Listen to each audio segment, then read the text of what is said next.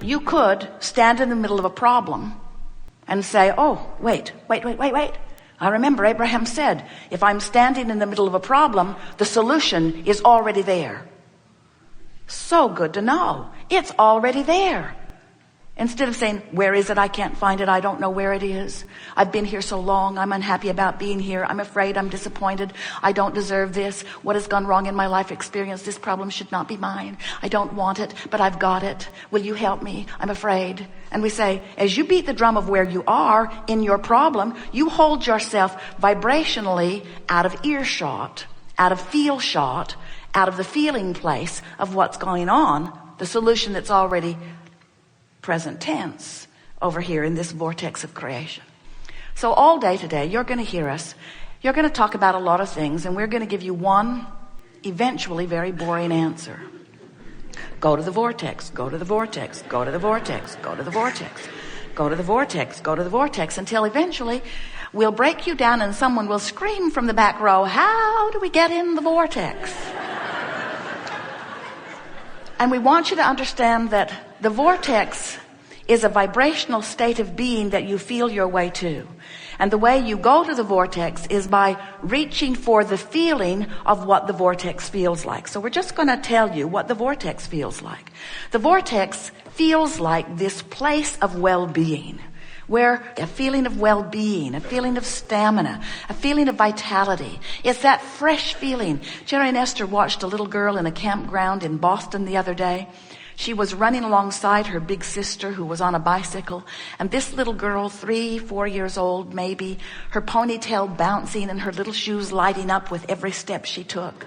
She was so in love with life on this beautiful fall day, bouncing through this campground, so vividly glad to be alive.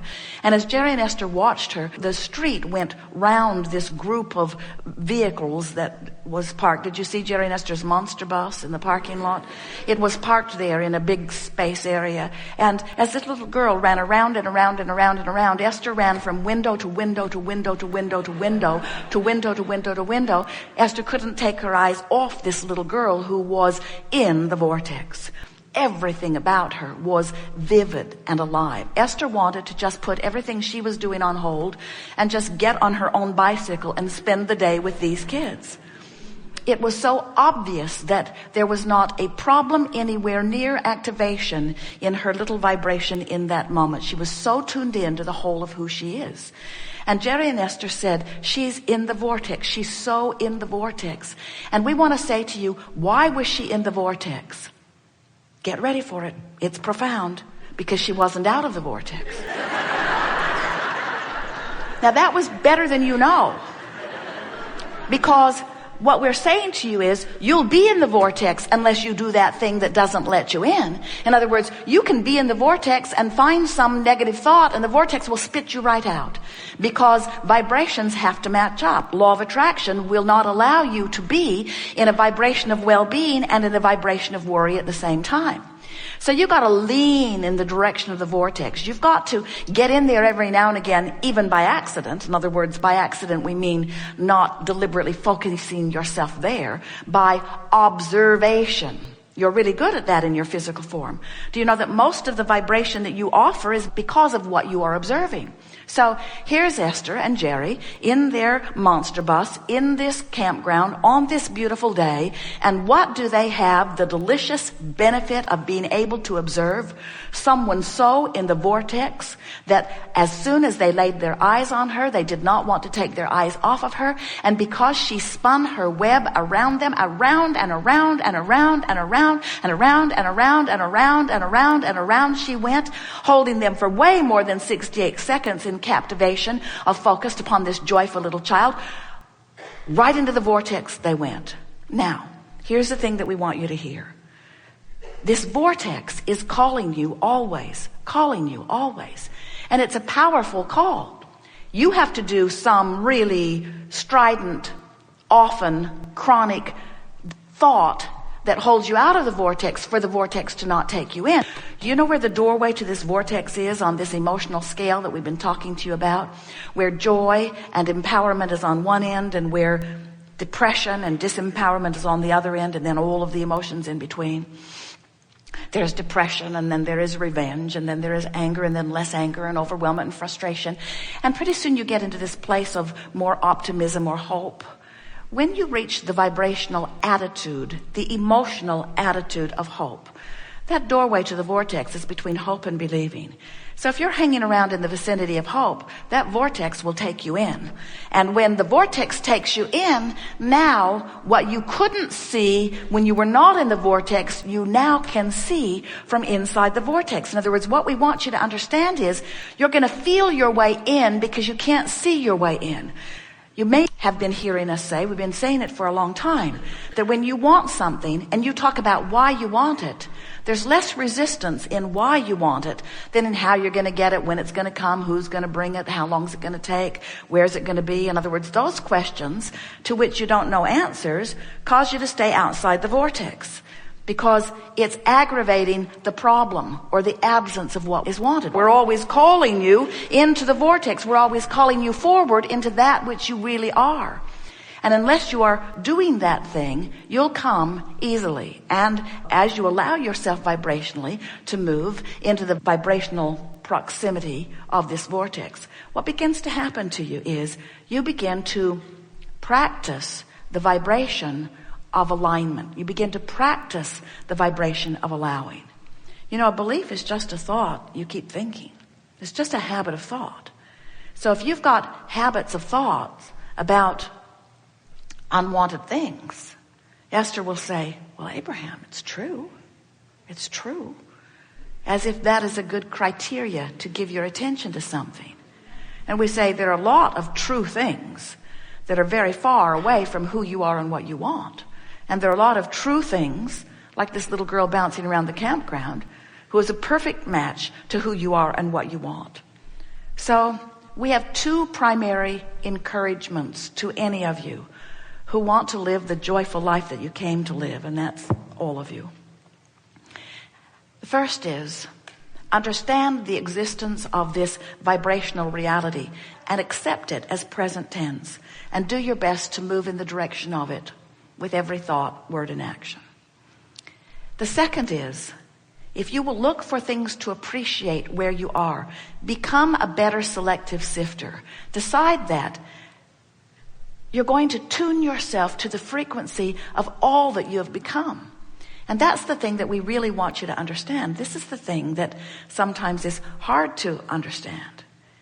Your life is causing you to expand.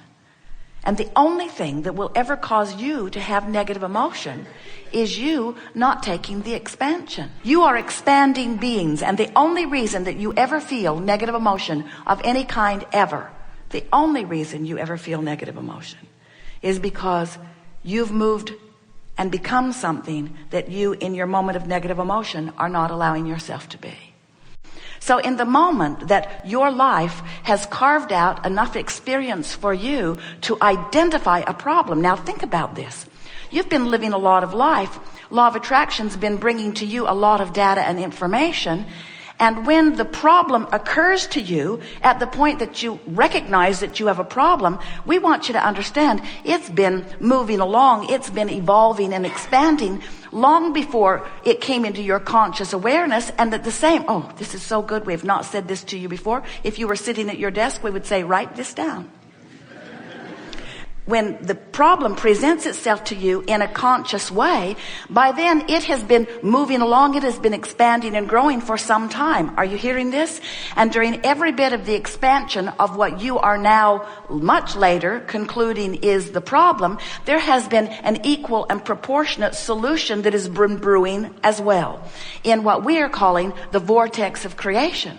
So when you know what you don't want, the larger part of you knows what you do want. And by the time you are able to pronounce your question or pronounce your problem, we promise you the solution or the answer has already been actualized and is waiting for you vibrationally just to flip that little button and get tuned into the frequency where the answer can be heard by you. You understand how it works?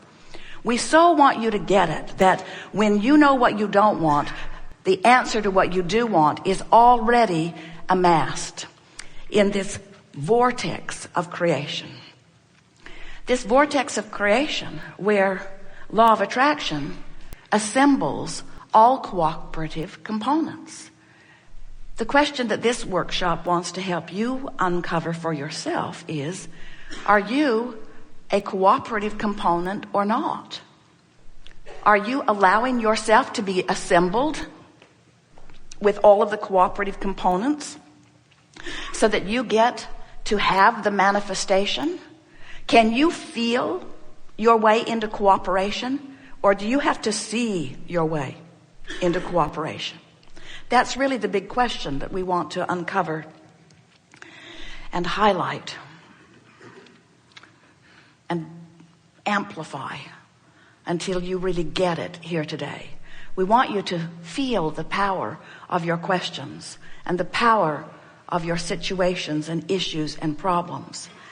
But more than that, we want you to take the bounce that awareness of that problem gives you, the bounce. We want you to try to feel your way forward into this vortex of creation where the solution already exists. Did we convince you that there is a vortex of creation? And do you accept that you are vibrational beings? Because that is the basis of the understanding of this gathering. You have to accept that you are vibration first and foremost. You are so good at your physical translation, and this reality that you call real life reality is so vivid with all that you can see and hear and smell and taste and feel about it. In other words, it's vivid, and we know it's intoxicating. We know it's addictive. We know it's compelling. We know that it's enticing. We know that in most cases it has your full attention.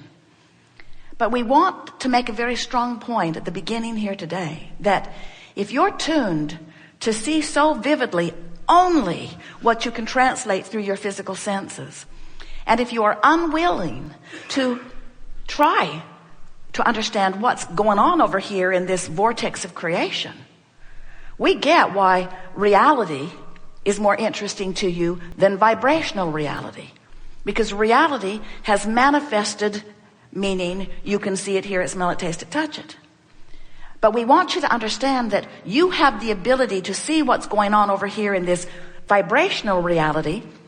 It's just a different lens that you will use to see it at first. And it's the lens of your emotions. You're going to feel your way forward into, here's the most important thing you'll hear us say all day, into this present tense vibrational reality. That's the thing we so want you to hear. This is the present tense. Now, many of you say, Abraham, come on, give me a break. How can you be calling present tense something that hasn't manifested yet? I want to call that, from where I stand over here in my physical body, future, my future experience. And we say, but the problem with that is, all of your power is now. All of your point of attraction is now. All of your vibrating is now. All of your beating the drum that activates the thought that equals your point of attraction, all of that is happening right here and now. So if you are offering a vibration about what you're observing, you're holding yourself apart from the expanded you that has already taken form in this vortex of creation. We know it's a little mind twisting that happens as we try to convey to you the wholeness of who you are. We know that it's not easy to wrap your thoughts around things that you can't see, but we also know you are vibrational beings and have been from the moment you set forth into this physical body. There has been a vibrational relationship going on between you and you, between the non-physical you who remains in non-physical, even though the physical you is here. There has been a vibrational relationship going on between you and you as long as you have been here in this physical body. And that relationship between you and you is evidenced to you by the emotions that you feel.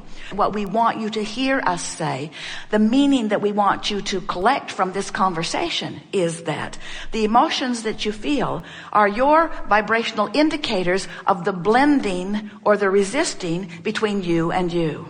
And as you allow yourself to feel your way into alignment with who you are, as you tune that frequency, we promise you it will broadcast in a way that you can hear it. It will broadcast in a way that you can see it.